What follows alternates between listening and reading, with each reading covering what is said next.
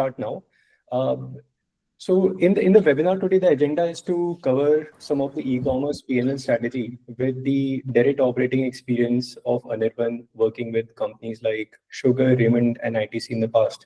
It's a special webinar for me because Anirban is not just like a known e-commerce leader, but also happens to be my senior from NIT Bhopal. So I've known him. We go a little way back, yeah. Yeah, so 2007, since I know him. Yeah. Little more than 15 years since we have known each other, yeah. I mean, we obviously we can talk at length about our experience at Bhopal, 4 years of engineering there.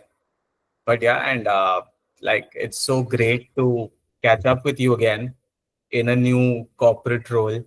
And thank you so much for reaching out to me and figuring out that there could be a opportunity for us to like work together and possibly help a few of the founders out there basing experience. So all thanks to Harsh and WareIQ for getting me on board.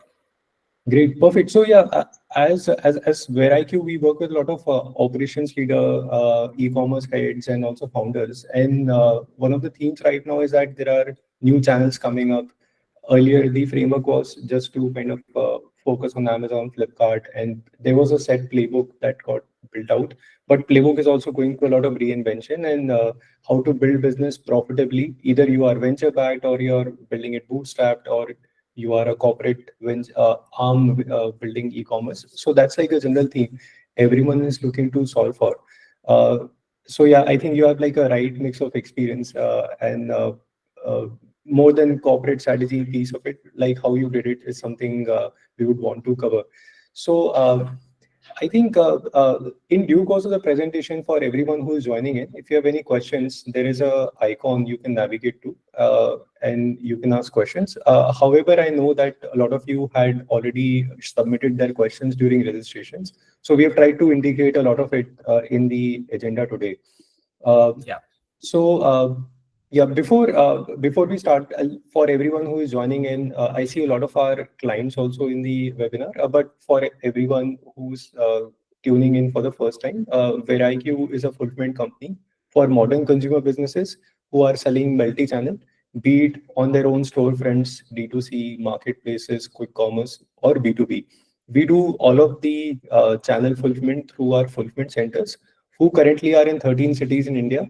And through these fulfillment centers, we do both B2B appointment-based deliveries for quick commerce, big sellers, offline distributors, and also B2C, a unit-level order processing that you need for Amazon, Flipkart, SellerFlex, your own website.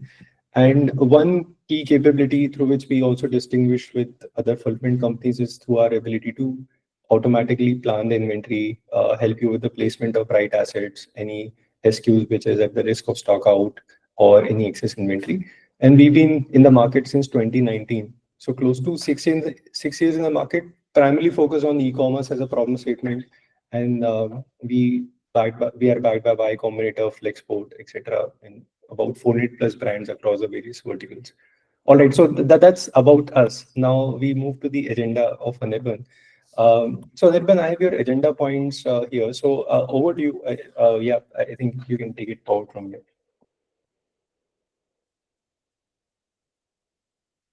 You're on mute. My bad.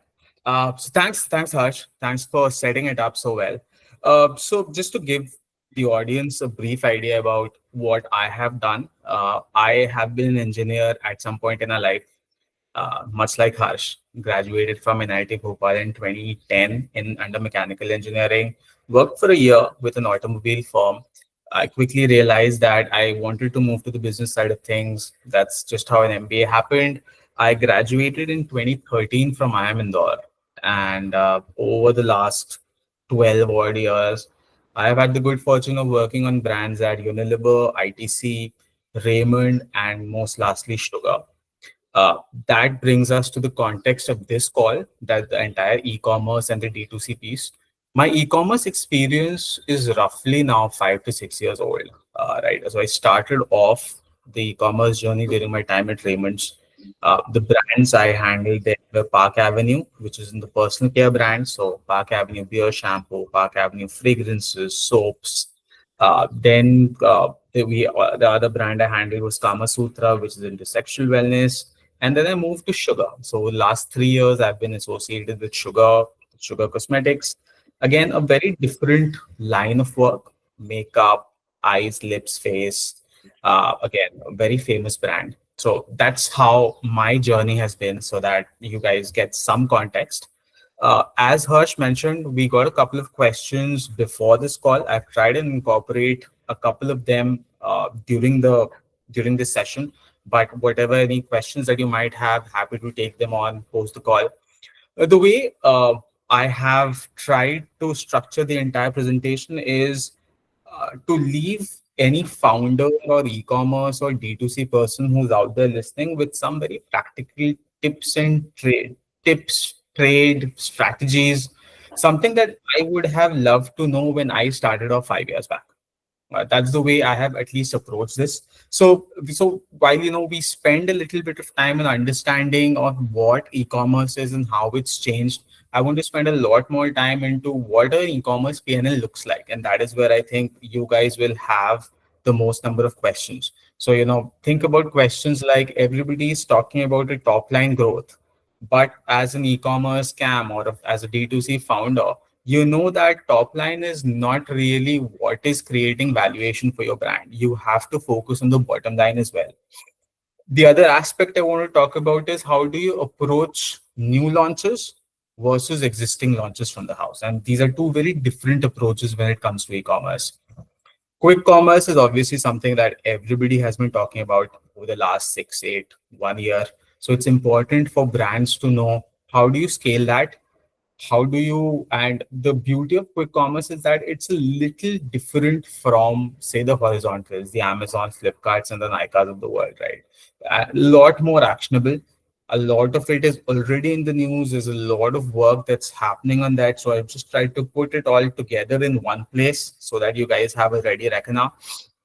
In the end, I want to leave you with some tools, some dashboards that I have personally used. These are both free and paid. So depending on your appetite, all these tools have helped me take better decisions and for me to better lead teams on the e-commerce journey. So I hope that it will help you as well.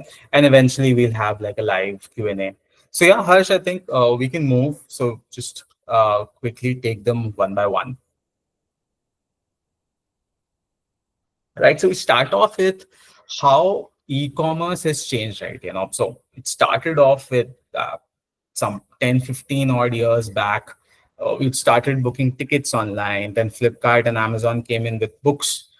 Today, e-commerce is, roughly not seen as only a brand fulfillment tool. And most of you on this call will obviously understand that. Harsh, if you can move on to the next slide, please. Right. So when Instagram happened, when geofication happened, and everybody had in India had access to a 4G or a 5G network on a cheaper handset, the interaction with e-commerce and digital strategies changed. People started spending more time on their phones. The shopping behavior also changed. And that's what leads to a world today where e-commerce is not just seen as an availability tool. Over the last 5, 6 years, there are proper brands, homegrown and multinationals, which have been built on the platform. So if you are a e-commerce scam, your work is not just to look at sales growth. You are equally important to brand building as a brand manager at your organization. If you're a D2C founder, don't just treat a Blinkit or an Amazon as a tool to reach your consumer. Also treat it as a platform to educate your consumer about what your product is. Think about, maybe half a decade back, brands like Wow, which were created on Amazon, brands like OnePlus and Motorola, which were created on Flipkart. And that is still happening today. There are still brands today which are very exclusive, 80 to 90% sales coming from quick commerce. And they're not big on Amazon or Flipkart, right? And there's a reason for this. The reason is that these guys, the founders and the team, have approached these platforms from a knowledge building tool. And I think that is very important. It's a slightly different hat that you need to wear as an e-commerce camp. As a key account manager, your KRA will obviously be to drive top line results, but know that you are as important to the brand story as well. The moment you have like a brand and the channel is like an offset of it, that's where you start taking better decisions. That is where you then figure out what all e-commerce can do for you. Think about the classic marketing approach. There's creating awareness, increasing consideration, and then conversion. As an e-commerce person, as a D2C person, as a P&L leader, you have the ability and the influence to work on all of these three structures. And that's where I think, a lot of the only reason for me to put this slide was I work with a lot of other founders as well, and I see them approach e-commerce only from a sales perspective. And e-commerce can do online selling per se. E-commerce and D2C can do so much more. So I just wanted to leave that thought with you. Right. So just Harsh, we'll move on to the next slide, the e-commerce P&L. Right. So at the end of the day, everybody is chasing dhanda, right? Everybody wants sale. You keep reading about this brand is doing 100 crores, 500 crores, 1000 crores, and it makes sense. That is why you create businesses. So while GMB or NMV, no matter what you look at it, is the North Pole star, brand owners also have to keep a lookout on their entire profitability mix. And when I say profitability, the core metric that anybody, valuation, a founder, a team needs to look at is what is called a CM3. Think of CM3 as a quasi EBITDA or a PAT figure. Like CM3, the full form is contribution margin 3. When you strip off all your costs, you strip off your margins that you pay to the platform, you strip off the taxes, you strip off the discountings, you strip off the marketing cost, performance marketing, influencer, Instagram marketing, your employee costs, your rents, logistics costs. CM3 is the number that you need to look at. All brands eventually should strive to at least a neutral CM3 within the span of their lifetime. And it takes time. There are a lot of brands which will start focusing on the top line, saying that I want to create like a 500 crore brand and let me lose money. And that's the right approach. There's no right or wrong approach. That is one approach. Some brand could say, I want to be profitable from day one. These are calls that you will have to take. But eventually, no matter which approach you take, you should have a focus on CM3.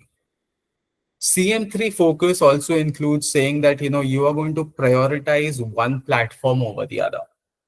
Think of it as an exercise in saying an Amazon is probably and these are hypothetical examples. So suppose an Amazon or a Blinkit, right? If you're a founder, suppose an Amazon is currently at a margin of maybe 30% and a Blinkit is at a margin of 35%. On Amazon, your average marketing efficiency is 25%. So you're able to get like a 4x ROAS on that. But on Blinkit, your average ROAS is coming to 8x. As a founder, you're making more money selling to Blinkit even at a higher margin because it's at a higher ROAS. So as a founder, you could take that call saying, I will prioritize Blinkit more because at the end of the day, I am not in the business of losing money. Of course, you don't want to stop Amazon altogether. There is like a fixed pool there, and you need Amazon or any other platform to create, to be there and be known in front of the masses. But you will have to take these calls. There are companies today, D2C companies, which more than 50% of their sales are on quick commerce platforms. They make way more money on quick commerce than they do on Amazon. The large multinationals, they're still Amazon and Flipkart focused, and quick commerce is just developing for them. Take it a step forward and think about your product mix. So while you could have 80, 100 SKUs as a founder or as an e-commerce P&L leader, there could be some SKUs which you make a higher gross margin on Then say the other SKUs. So for example, suppose I'm running a shampoo brand, then there is a 1 liter pack, there's a 500 ml pack, and then there is a 100 ml pack.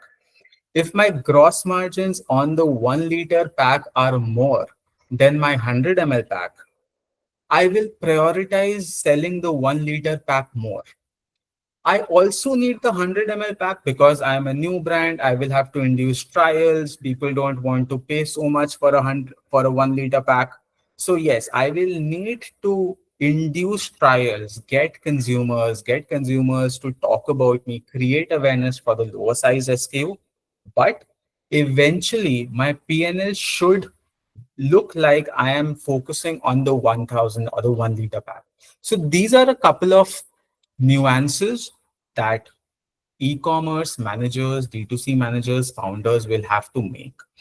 And you do not make these calculations till you drill your PNL down to an SKU level. At a platform for SKU level, platform cross SKU level is when you start looking at data, you figure out things like selling a 1 liter pack on Blinkit is better than selling a 500 ml pack on Amazon, or selling a 100 ml pack on Blinkit is worse off than selling a 500 ml pack on Flipkart. And eventually you reach a stage where you can say, okay, you know what, on Flipkart, I will focus only on the 500 and the 1 liter packs. On Blinkit, I will focus on a select range. So that is the entire, so that's your North Star. That is where you want to reach eventually. That's utopia. But to get to that level, you will have to look at PNL at an SKU level, at a platform cross SKU level. It will not be enough to say that, as a founder, I will sell only the 1 liter pack. There will be some channels on which you make money selling that. There'll be some channels where you don't. You will need the 100 ml pack also to induce trials. So you cannot do away with that as well. And that is where the marketeer in you should be taking those calls rather than just the finance person in you. We are all a mix of, as a founder, you are the CFO, you are the CMO, you are the CBO, you are the CSO, you are all of it, right? Some calls, basis data, you will have to, put on your marketing hat. For some calls, you will have to put on your finance hat. So that's with respect to how do you approach that PNL? How do you eventually figure out where to sell what? It takes time. It is going to be a long 3 month, 6 month, 12-month exercise. You have to figure out what sells in what channel. Do not be afraid to, take calls saying, I will stop one SKU from a particular channel if you do not want to lose money. Just because you're losing money doesn't make it, again, a bad decision or a good decision. You figure out what is the trade-off. The third most important thing about the PNL, and I think this is what most people miss, are the collections in the credit cycle. What I mean by credit cycle is all these e-commerce platforms, most of them, Amazon, Flipkart, the quick commerces, Nykaa, Mintras of the world, most of them for the big brands, they are on an inventory-led model. What an inventory-led model means is that they take ownership of the brand, of the products from you. You basically sell it to them and they sell it to the end consumer. So, and they have empaneled sellers. On Flipkart, these are called alpha sellers. On Amazon, for my category, for personal care, it's a seller called RK World. For retail and for apparels, for books, it's a seller called Coco Blue Retail. So these are your alpha sellers who you sell stock to. When you sell stock to them, you sell it to them on an advance basis. They don't pay you back immediately. When they will pay you back is a function of what your TOTs, terms of trades or commercials are with them. TOT is basically an agreement between the brand and the seller, outlining majorly 2 or 3 things. It outlines the overall margin that the seller is going to take. It outlines the credit cycle, in how many days the seller is going to pay you back. And it outlines all your marketing, returns, spillage, damages, etc., other things. Credit cycle is essentially, think of it like if you have like a neighborhood kirana store. He knows you, you know him over the last few years. Whenever you go to buy from him, you don't always pay him. You tell him, you know what, bhaiya, I'll pay you back at the end of 30 days. पूरे महीने का एक साथ कर देना. He expects payment from you at the end of 30 days. Similarly, when you sell to these inventory-led platforms through empaneled sellers, you have to earmark how many days you will give them a credit for. It could be 21 days, it could be 25, could be 30, could be 45, depending on your commercial appetite. Most of these sellers, again, these are national houses, so there is not most of the times the credit cycle is fairly automated. There are systems, commercial systems at both ends, but keep an eye out for this. There have been cases in the past where platforms have been a little lax about paying back the brand, and that happens for whatever reason. As a brand, it is your prerogative, it is your money that you need to get back from the sellers. The work of an e-commerce manager is not completed till he gets back money from Blinkit, from Zepto, from Amazon. उसका काम सिर्फ बेचना नहीं है. It's not just important for them to reach like 100 crore a year number. Revenue is considered in your P&L only when you get back money from them. And it doesn't happen automatically. It should happen automatically, but 95% of the times it will not. So you need to get on a phone with your category manager at a Zepto, Blinkit, Amazon, Flipkart. Tell them that you had a 30-day credit or a 35-day credit. It's been more than 40 days since we have supplied stock to you. I need the money back because it's your money. So remember that. Nowhere have I seen KRAs for e-commerce scams which clearly states you are going to be responsible for collections. And I think it should be. It's the end of the loop. You sold the product, you need to get the money back. So complete the entire loop, and please keep a track of it. Collections and credit cycles. It's very critical when it comes to running your own show. Anirban, I had a question on this. So in Yeah. the pointers that you spoke about, say CM3, product mix by channel or collections and credit cycle, their dynamics vary by marketplaces. How does D2C come into picture? It has pros in terms of collection, and there are a lot of brands who focus on having their own individual identity and probably move away from marketplaces at some point in time, but there is a compulsion to be there. There are like different frameworks of thinking about it.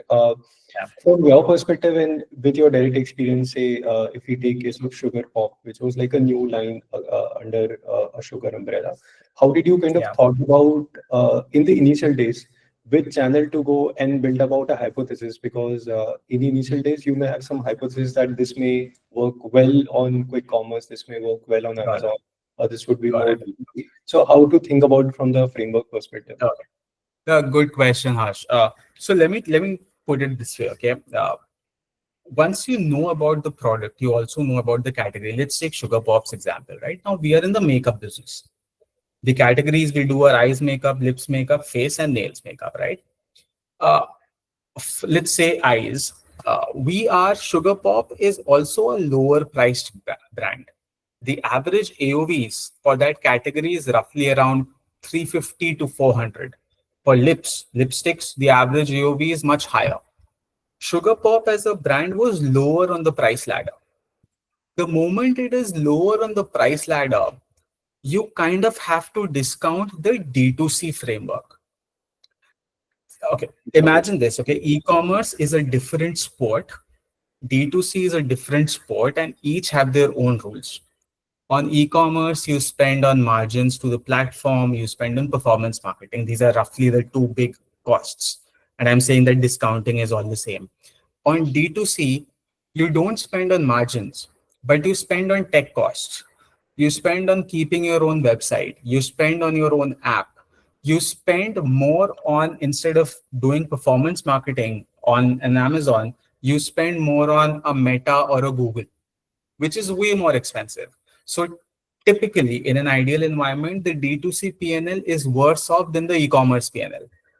And it's a function of, Meta saying that CPM rates for Instagram will be 120 versus saying 20 rupees. You don't have a control on that. These are factors that you can't control. You can optimize for that. You can optimize your CTR, you can optimize your conversion rate, you can have better creatives, but you cannot tell Meta, no, yeah, 120 CPM is a lot more for my category. I cannot afford it because somebody else is. So treat it separately. So the way to look at it would be basis your product line, see what you want to, specialize in. For example, if you're a lower priced brand than the category, maybe quick commerce makes the most sense. Then probably the horizontals for Amazon and Flipkart, and then D2C. If you're a luxury brand, if you're a prestige slash masstige brand, you create your own story and tell people your own story, you'll D2C should ideally be the first way for you to go. Then probably platforms like Nykaa, and then could be the quick commerces of the world. The point is you will have to start all of them together. You cannot put all your eggs in one basket and saying, hey, because I'm a low AOV brand, I will only focus on quick commerce. That doesn't work. You'll have to ensure that you start experiments on all of them, give it some time to optimize, and then do not be quick in drawing these conclusions. Sub start karo, optimize karo jitna kar sakte ho, and then take a call saying, this is what my mix is looking like. Maybe for this category, I will only do QC. I will focus more on quick commerce. For my higher price range, I'll probably do a D2C. But this would again be a 6 to 12 month journey. For example, for Sugar Pop, by the time we reached 100 crores, it's almost 3 years now, where we are doing 100 crores on online sales. The first year we were roughly at 15, 18 crores. The next year we were able to 3x it to almost 50 crores. And the third year we again 2x it. The idea was always, what I keep telling my team is, you keep experimenting, and once something is successful, you stick to it and you reiterate. So experimentation and reiteration, that follows for e-commerce as well, that follows for D2C as well. Perfect. So thanks, Anirban. I think that addresses it. Yeah. All right. Yeah, and a very common question that I get generally from founders is, I have an existing range. I also have a new range. I want to do some new NPDs. How do we, go about them? Because at the end of the day, marketing money is only limited. I need to ensure that my business doesn't suffer, but I also want my new launches to do well. Okay, so how should brands or founders approach this? I think we'll try and cover that over the next few slides. Yeah. Right. So one thing that is true for either a new launch or an existing launch, and all the e-commerce people out there in the audience will be able to understand this. All platforms work on the concept of flywheels. The more you sell, the more the platform is going to show you. The platform has just one role. The platform wants to sell. The platform wants consumers to spend on Amazon, on Flipkart, on Nykaa, on Purple, right? Every time a consumer comes onto the platform, organically the platform will figure out what it is that they could buy with the highest probability. And that is the A9 algorithm for Amazon that takes into consideration what your title is, what your pricing is, what are the kind of ratings and reviews, all things that you can control. What is your availability? Suppose somebody is buying from Guwahati and your stock is there in Bombay and it is showing a 4-day delivery time on Amazon, you will probably not convert that person. So the idea is to, first of all factors that you can control, pricing, photographs, A+, infographics, titles, ratings and reviews, availability mix.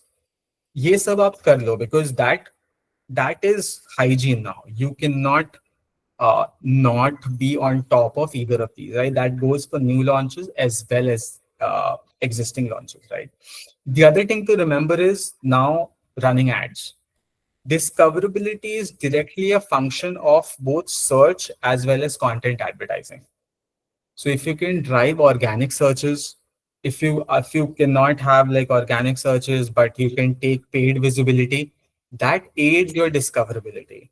For new launches, very unlikely that you will have a very high organic share of voice because you're a new brand. So you'll have to cut through the clutter. That is where paid visibility comes into place. Again, look at the marketing funnel. There's awareness, there's consideration, there's conversion. As a new launch, you'll have to work on the top funnel. That's awareness. Now, the way to do awareness is there are various tools. There's banner advertising, there's DSP, there's connected TV, Fire Stick पे आप अपना photo दिखा दो, etc. etc. A lot of these you can do this. We just got a question, but I'll just take that towards the end, right? So with new launches, my approach to founders has always been keep a separate marketing budget for that. Do not look at marketing budget and ROAS per se for the entire house. What is easy now? Most performance marketing is, uh, like with is either outsourced or it is like you do it in house.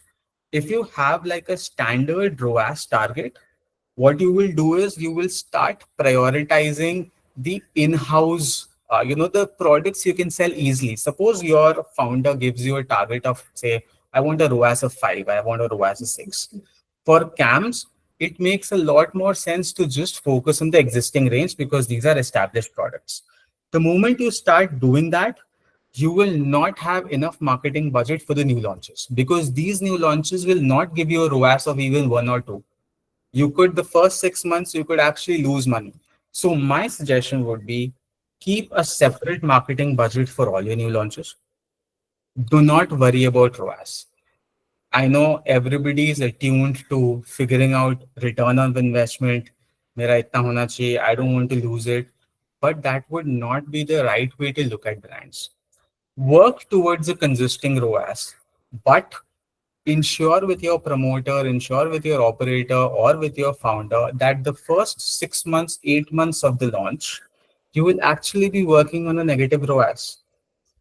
You will be losing money because you're working on awareness. Traditionally when we ran TV ads, you know, uh, we would show these ads at least 3 to 5 times.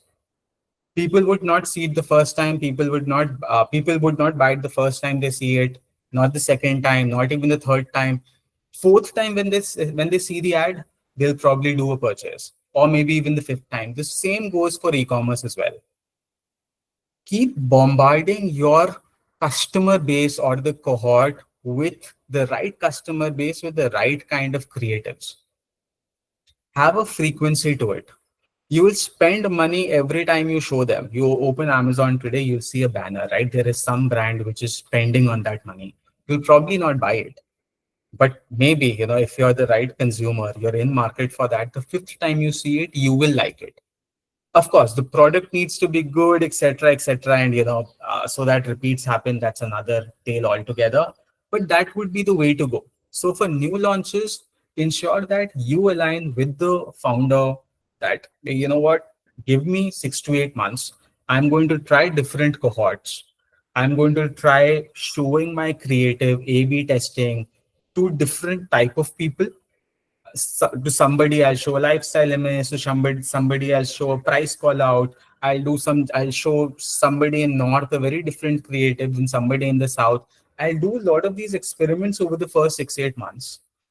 By that time, I will then realize who my customer is, what it is the language that they like to speak to, and what it is that they feel about my brand. And once you have that fix, then you can just keep hammering out that point, and then you will see your ROAS stabilizing first, and then ROAS will increase, and then it will reach the category average. So that would be the way to approach new launches, according to me. Do not be fooled by vanity metrics without any context. ROAS, while everybody keeps talking about it, is a vanity metric. For a new launch, I would rather look at new to brands. I would rather look at new to cohorts. I would look at what is my share of voice in that category. That would be the right way to look at it as far as new launches is concerned. As far as existing launches, there the operating word is obviously optimization. Again, keyword strategy, organic, inorganic, paid, and like a lot of literature has always been like, done there. But to approach new launches, to see, always remember that to create a brand 3 years from now, you'll have to spend on it today. The life cycle of a brand is shortening. It used to take 10 years to create a brand, then 5 years, today probably a year. But to for it to be a big brand 12 months, 15, 18, 24 months down the line, you will have to start spending on it today. And you will lose money because you're a new brand, you don't have any brand recall, you don't have any ratings, reviews, but that will be the way to go. Anirban, we had a question on availability mix. If you could elaborate on that, what did you mean by availability So, mix? so by availability mix, if the question is around, what is how to make what available, if I have understood it correctly, I think it goes back to my conversation saying you decide where to sell what. I'm assuming that is the question, like whether I support, whether I do SKU 1 and 2 on Blinkit and SKU 3 and 4 on Amazon. I assume, so I'll just, if there is any clarification, whoever asked that question. Yeah, I think there are like two parts to it. One is essentially the channel availability of products, and second is the region availability. That the pointer you mentioned, that if it is not there in Guwahati in 4 days, then you are not going to convert that. So it's like both the Okay. pieces. So, yeah. Okay. Okay. Let me take. No, I think that maybe have like a follow on that. Maybe we can take towards the end. But yeah, I think you addressed it. Okay, got it. I think so. Let me take the Guwahati bit first, right? See, you have to figure out your product could be very good. I have no question that as founders, we feel that our products are the best. But you need to look at what your competition is doing and what's happening in the category. Now, if I was Sugar Pop and I'm up against, say, a L'Oreal or a Maybelline, right? Now, these brands are available across the country. I cannot be saying that I will make my lipstick. I will take 4 days for my lipstick to move from Mumbai to Delhi, when a Maybelline can probably do that delivery in like 12 hours because they have stock there. So you need pan India availability for your brand. Becomes difficult for D2C brands to do beyond a scale because it takes money, it takes effort, and you need a very large warehousing system at your backend. That's the reason brands now work with these empaneled sellers. For example, as I said, RK World. Now, RK World is the precursor, it's a successor to the erstwhile Cloudtail. RK World has a system of warehouses across the country. So instead of you supplying yourself to Guwahati, you supply to the RK World warehouse in, say, Calcutta. And you pay RK World or any other party a certain amount for that. They'll charge you. But what that ensures, if somebody is buying in Guwahati, they see supply in 1 day from Calcutta versus 4 days from Mumbai. And your ability to convert increases. My suggestion would be, if you're a D2C brand and you're just starting out, till about a certain scale, keep all your data with you. Keep all your customer data with you, because that is proof of concept. You get what is working, who is buying, etc., etc. Beyond a scale, when you see that, national shipping is approximately $80 per piece. If you are an AOV of 200 or a 300, that's almost 40% of your entire cost. So then at that point in time, it makes sense to then go for an panel seller. So RK World ho gaya, Alpha Sellers ho gaya. That's one availability mix, because but the moment you go pan India live, your conversion also shoots up. So imagine somebody who is looking at, you make shoes, right?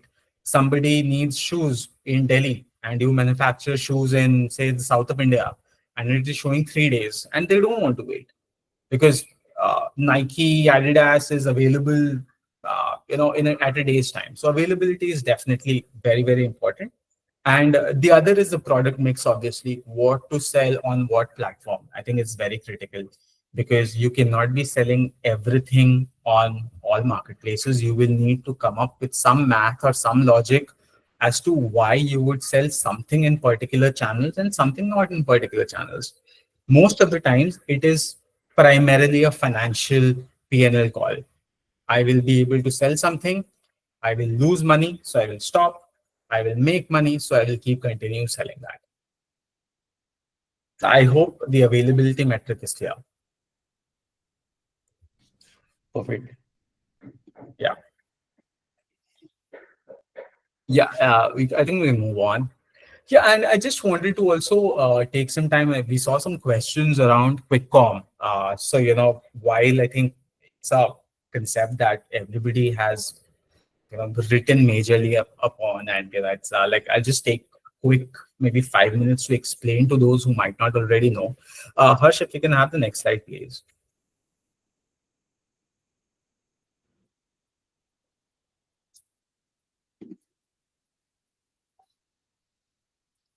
Are we? Yeah.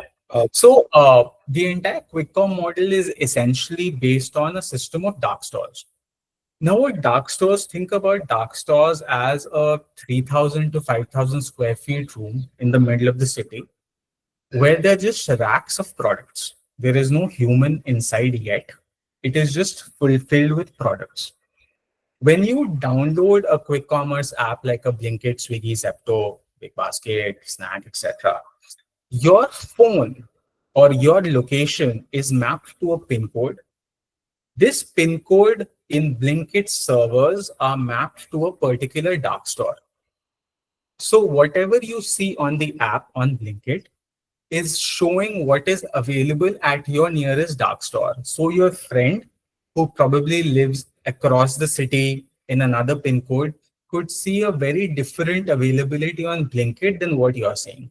The moment you place an order, it goes to Blinkit servers. Within a minute, minute and a half, there is a packer in this dark store who figures you ordered 5 or 6 items. He keeps it packed together. In parallel, a delivery person is also who is in the nearby vicinity. He is also intimated that there is this particular order. By the time he reaches that dark store, the packer already has it ready. He picks up the pack and he comes to your house. So this is, theoretically how these dark stores work. The problem with this strategy is that dark stores eventually, they are a function of the local maxima.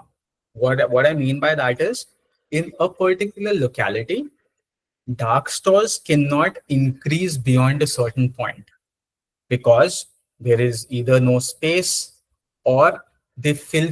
If they increase beyond a point, they will fail to meet the quick commerce narrative. See, the quick commerce narrative is on fast deliveries. So the North Star is 15-minute delivery. Everything has to reach the consumer in 15 minutes. Because it says 15 minutes, dark stores cannot be very far away from where the consumer is, from where the app user is, right? Otherwise, it cannot be more than 3 to 4 kilometers away. नहीं तो traffic है 15 minute से ज़्यादा लगेगा. So अब वो localized हो गया है वो dark store. A dark store, while a good thing that if there is a lot more orders coming in an app in a particular pin code, it's a bad thing for the company because the more the orders, the more is the stress on the dark store itself. A dark store is a fixed 3,000, 5,000 square feet space, so it has maybe 6,000 odd SKUs. If the order frequencies, order values increase, the dark store is going to go out of stock sooner. That inadvertently adversely affects the user experience. So quick commerce is one of those typical examples where if you have a lot more demand, then it's actually a bad thing. So brands, and what is the takeaway for brands? The takeaway for brands is on QuickCom, work only with SKUs where you see the maximum throughput. Theoretically, what should work on quick commerce is low ASP, high frequency purchase. Quick commerce is moved from just a top up, yeah, Maggi khatam ho gayi, Coke khatam ho gaya, paneer khatam ho gaya, subah doodh khatam ho gaya. It started off with freshies and veggies, right? And then it's moved into consumer durables today. As founders or quick commerce scams, Don't be fussy about saying, I want all my 50 odd SKUs to be live on Blinkit. All my entire 800 range of sugar should be live on quick commerce platforms. It doesn't work that way. Quick commerce, even today, is an availability tool. It is making your product available. Very few brands have actually built brands on quick com. That brings me to the two A's of quick com. That's number one is assortment, and the number two is availability. When I say assortment, I mean you might have 800 SKUs in your range. Please figure out which are the 8 or 10 SKUs that you want live on a Blinkit, Zepto, and a Swiggy Instacart. Do not bother with saying, I want the entire range. That will never happen. Work only on those ranges which you feel have propensity for higher frequency purchases, which can then, which can lead to repeats. The other A is availability, which essentially means that you need to be absolutely sure that your product is available at each and every dark store. Every dark store is mapped to a mother warehouse or even now a superstore. As a brand, you will supply to the mother warehouse. The beauty of quick commerce is you get access to data at a pin code or even at a dark store level today. So if you have got 8 SKUs, you tomorrow can take a look saying that, in the Karol Bagh area servicing dark store, out of the 8 SKUs, I had only 5. In the Bandra dark store supplying Mumbai's most poshest locality, out of the 8 SKUs you were live with only 2. And then you can call up a Blinkit and a Swiggy Zepto and saying that I need more POs for my SKUs because I'm out of stock and I'm losing sales. In quick commerce, if you're not available, you will not translate. You will keep spending on ads, you will keep spending on banner ads, search ads, etc. But you will not be able to translate it. The one difference that I see with quick commerce versus the horizontals like Amazon or Flipkart is the ability to get data at such micro levels. So it will not be very far away when brands will have conversations with Blinkit saying that, in this particular dark store, I know that my product is not available. Brands are already doing it. There are a lot of third-party tools which are basically scrapers. There is tools like there's No19, there's One Digital Stack AI, there's GobbleCube. These are like the 3 leaders in the industry who are able to give you this data. As a quick commerce manager, the top 2, 3 things that I would look at and ask my team to look at every day. Number one would be availability. That's OSA, on-shelf analytics. Number 2 would be pricing. What is the price that I am selling at? And number 3 would again be pricing. What is my competition selling at? Number 4 would probably be my share of voice. When I say share of voice is for a particular keyword, what is my ranking? Am I coming in the first fold? Am I coming in the second or the third fold? The offshoot is I will probably need to increase my bidding prices if I'm coming on the 5th fold because nobody is looking at the 5th fold, right? The other way to obviously, for platforms, a big revenue earner for them is their ads tool, which is like a zero margin cost for them. Now, a couple of platforms have also created niches. What I mean by that is a Blinkit, for example, does these really super cool, super high awareness creating activations over print media. Zepto is very good when it comes to, sampling through their boxes. They do boxes on Diwali, Christmas, their anniversary. So if you're a brand which wants to reach out to, over 2 lakh consumers in a single day, a Zepto box sampling could be the way to go. Swiggy, of course, has a very brilliant digital tech stack. They keep refreshing the app at every event. You could take sponsorship for these events, etc. So there are a couple of ways for you to navigate QuickCom. Of course, we can talk about it in a lot more detail. But my suggestion would be try out different things. It will be costly. These are all paid activities. See which one works for you. You could be a regional brand, and then Blinkit has a phenomenal distribution in the north. Zepto, Swiggy have phenomenal distribution in the south. So you could also see spikes that way. So you could see spikes at a pin code level. You could see spikes at a SKU level. Don't fret about creating your brand on QuickCom. Create your brand offline. Create your brand on your D2C website. Use QuickCom right now as an availability tool to ensure that you reach where your consumer is right now. You can create it, but I would suggest it's very costly to do like a full blown marketing exercise on quick commerce. Yet could be out of bounds for the smaller brands. So I wouldn't suggest it personally. Great. Anirban, there was a question. We had it from Godrej Group. So their question was how to approach the joint business planning discussion. And it's an interesting question because there are a lot of companies in the negotiation phase do not have the leverage. They want to get listed on Blinkit and Zepto because they're probably among the long tail of brands. And that Blinkit wants you more than you probably want them. You need So Blinkit more than Blinkit needs you. Yes, yeah. yeah. So how to approach? Yeah, I mean, see, unfortunately, that is true. With quick commerce and a lot of these platforms have been a little notorious in that sense. See, for them, it's a P&L exercise, right? I mean, the more brands they get, the more revenue they are able to generate. If I were a completely new brand, I would go with 2 or 3 data points in mind. I would first of all go with a handbook saying why my brand is different from the rest of the brands on the platform. That's number one. Create a sense of urgency in the minds of the category manager. I would tell them what are the various activations that I have planned offline, whether I have plans to do print media, whether I'm doing out of home, whether I'm spending on TV, whether I've got a brand ambassador on board. That's number two. Number three would be to do your own research on what is the category margin, on what is your closest competitor giving Blinkit. This is almost always the hardest data to come by. But if that helps, that clearly shows you've done your homework and you can actually get an edge over the category manager at the platform's end. Uh, Number three would be negotiate really hard. If there is a certain number beyond which you cannot exceed, do not get into a bad marriage for the sake of timing. Hold on. And, margins once made typically are not revisited every year at all.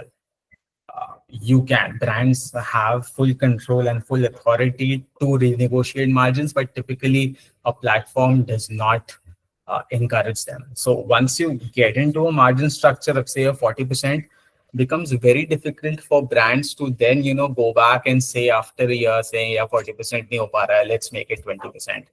Not a conversation that goes easy because in the last 365 days, you would have done your own scaling on Blinkit. You do not want to anger the category manager. They hold a lot of power in terms of, what is the kind of invoicing, who gets zero paid visibility, etc. So negotiate really hard. Go to the negotiating table with your homework done is what my suggestion would be. And do not shy away from selling yourself. Tell them that why your brand is probably the next big thing, and what all arsenal you have with you on board.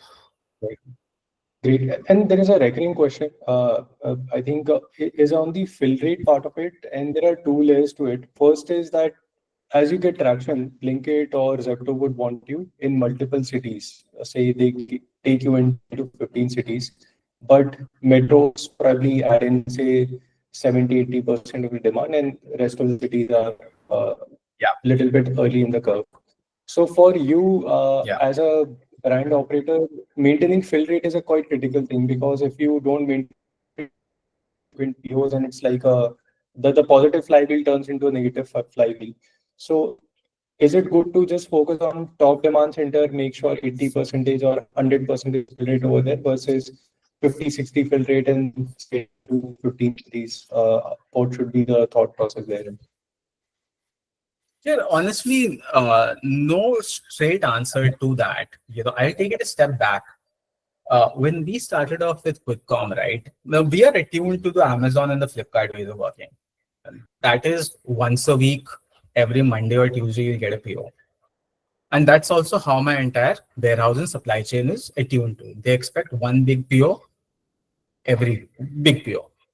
Now with Blinkit, Zepto, Swiggy, they started this thing of shorter, smaller POs, but 2 or 3 times a week. If Blinkit has that capability to take in your vehicles 3 times a week, internally the brand should also have that capability to service those POs. So brands also need to change from this mental approach of doing like one large PO and probably, and your supply chain manager could come back and say, hey, you know what, this is not cost effective because instead of servicing 15 lakhs in one truck, you're asking me to supply 2 lakhs in a smaller truck and mera paisa nahi nikal raha. I'm losing money on that. So brands also then need to figure out alternative logistics modes. Instead of taking a larger truck, take a small load truck.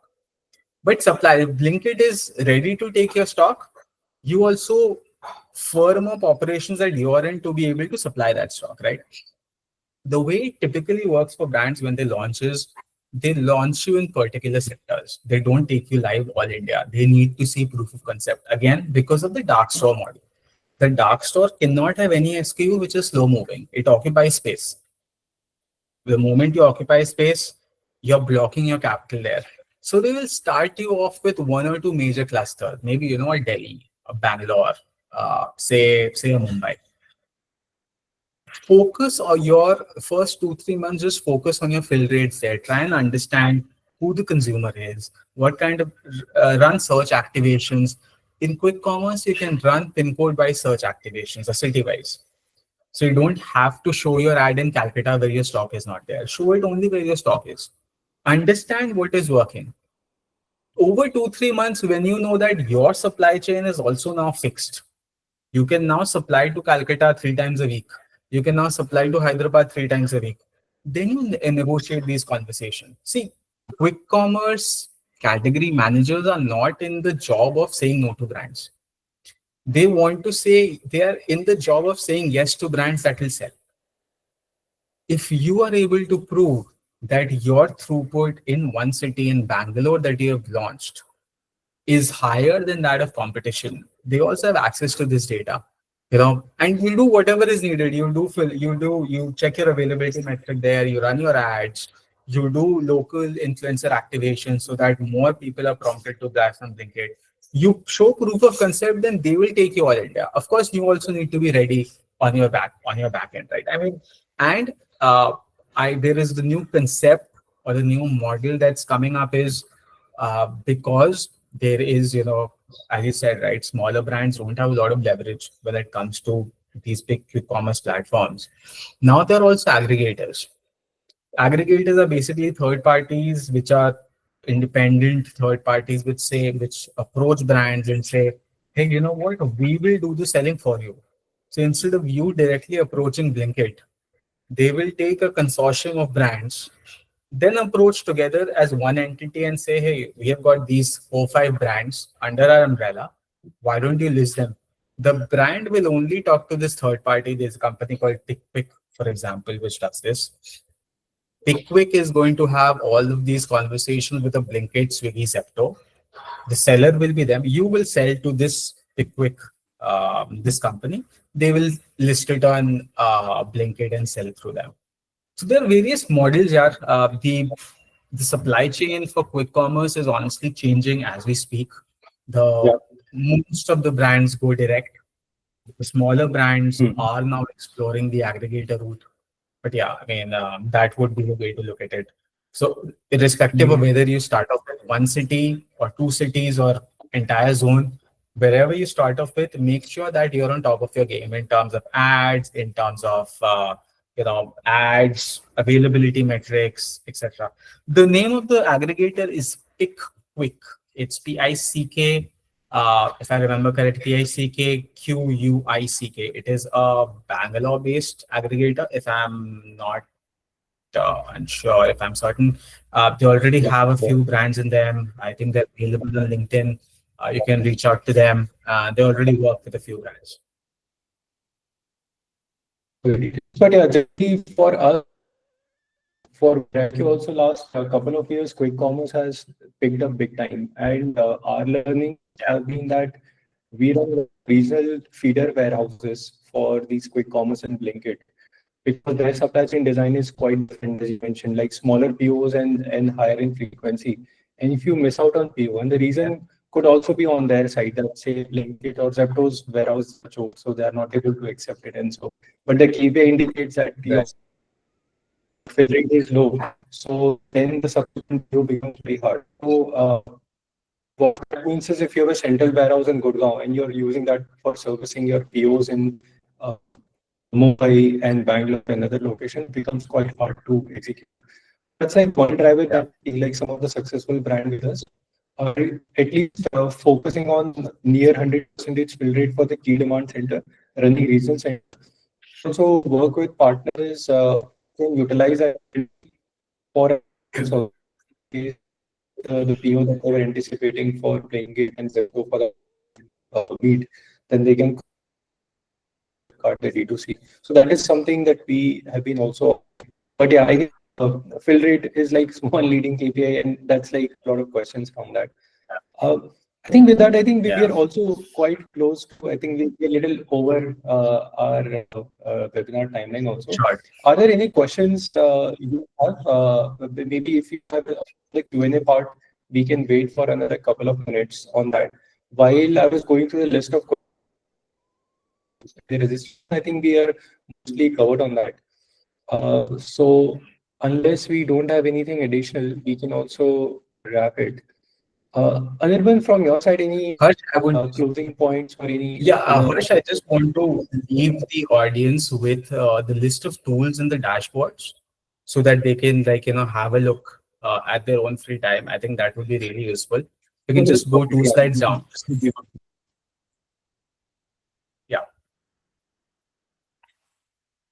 Yeah, these are all, most of them are free tools.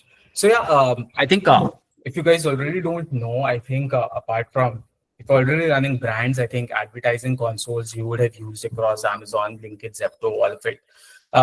One thing that I think brands miss is consumer search and behavior insights from your category managers. So for example, if I operate in the shoes category and I make chappals, I want what are the search terms for my competition. I needed what are people searching for from Amazon. The only people who can give it to you are the category managers. So please push them for this data. Helium 10 again has both a paid version and a free version. I am a big fan of the free version. What Helium 10 does is I use it to check my listing hygiene. It gives you a score on 10 of how you're listing on. It's an Amazon tool. It gives you a numerical score on where you can improve your listing. So if you already don't use it, just go ahead, download that. It's a free tool. It'll integrate with your Chrome every time you open Amazon, any page. It'll just tell you how good that page is with respect to Amazon. In the sense, does it have enough ratings and reviews? Have you put in images? How many images have you put? What is the character length in your title? Have you used infographics? How many bullet points do you have in your description? And just keep working towards it. Keep experimenting with it. You'll reach like a good listing page. Amazon Pie, again, I think everybody here would already know that that's the tool from Amazon to get like insights into consumer behavior, search data, geographical segregation, share of voice, etc. Piewheel and Stackline again is a paid tool. I would recommend it only for brands which have like a high appetite for spending. It is a brilliant tool in the sense that it gives you an idea of what competition is doing. It is able to scrape what competition sales are, what competition spends are. This is not data that you get either from your category manager or you will not get this data. That's the reason it's so costly. It's roughly every module is upwards of 1 lakh. I have used it for a couple of months at my previous company. Very good data I found when you're planning new launches. If you're planning a new launch, there is one particular competition which you're directly going up against. You can get the A to Z for Amazon using tools like Pywheel and Stackline. If you're interested, please go ahead and check it. Of course, quick commerce tracking tools, as I said, on-shelf availability, pricing, share of ranks. There are a couple. There's the more famous ones are Gobble Cube and One Digital Stack. There are a couple of players like Nova 9 which do the same thing. Please use them. For if you're really serious about the quick commerce game, please go ahead and use them, I would say. I think Harsh, the presentation is done.